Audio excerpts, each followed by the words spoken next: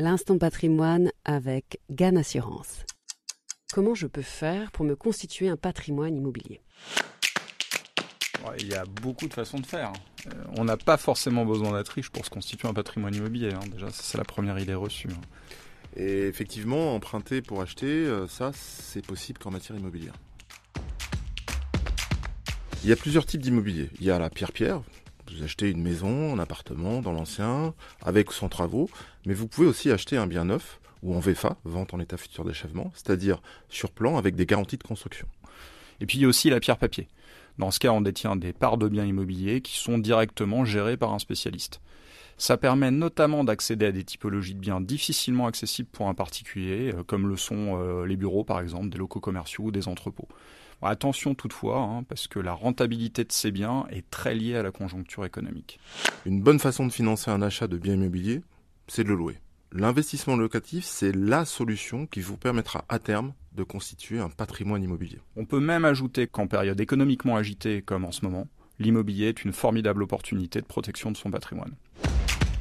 Alors il y a plusieurs façons de fonctionner. Vous pouvez partir seul à la recherche de cet investissement locatif si vous le souhaitez.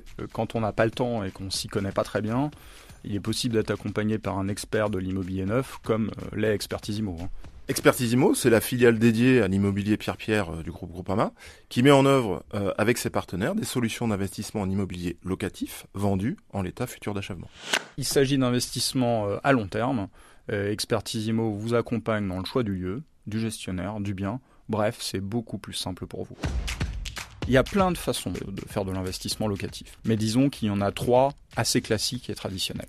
La première, la plus connue, c'est le dispositif Pinel. Vous achetez un bien neuf et vous vous engagez à le louer pour une certaine durée et dans des conditions préférentielles pour les locataires. En fait, en plus de vous constituer un patrimoine, l'un des intérêts de ce dispositif est de pouvoir réduire de ses impôts jusqu'à 21% du prix d'achat de l'appartement. La réduction d'impôts dépendra de la durée d'engagement de la location prise par le propriétaire au profit du locataire.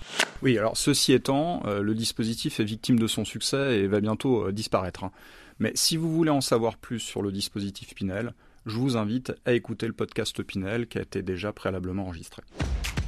La deuxième solution, un grand classique, c'est la location meublée non professionnelle. On parle de LMNP. Expertisimo propose également des programmes immobiliers neufs en résidence gérée où tout est pris en charge. Vous n'avez pas besoin de trouver ni les meubles, ni les locataires, ni le gestionnaire.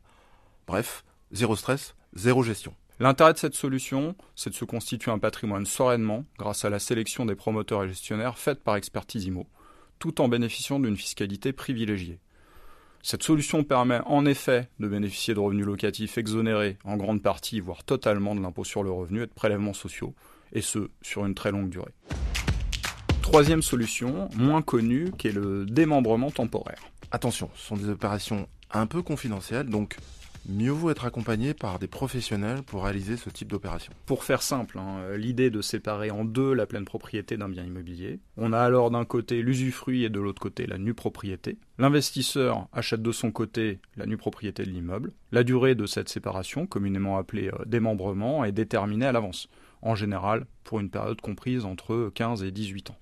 L'usufruitier, un bailleur, perçoit les loyers, gère et entretient le bien pendant toute la durée du démembrement. Le nu propriétaire, quant à lui, reste propriétaire du bien, mais n'en a pas l'usage, et donc n'en perçoit pas les loyers. À la fin de cette période, la pleine propriété est reconstituée, sans plus-value, sans droit ni frais. L'investisseur récupère donc son bien et pourra en disposer comme bon lui semble, c'est-à-dire l'habiter, le louer ou le vendre.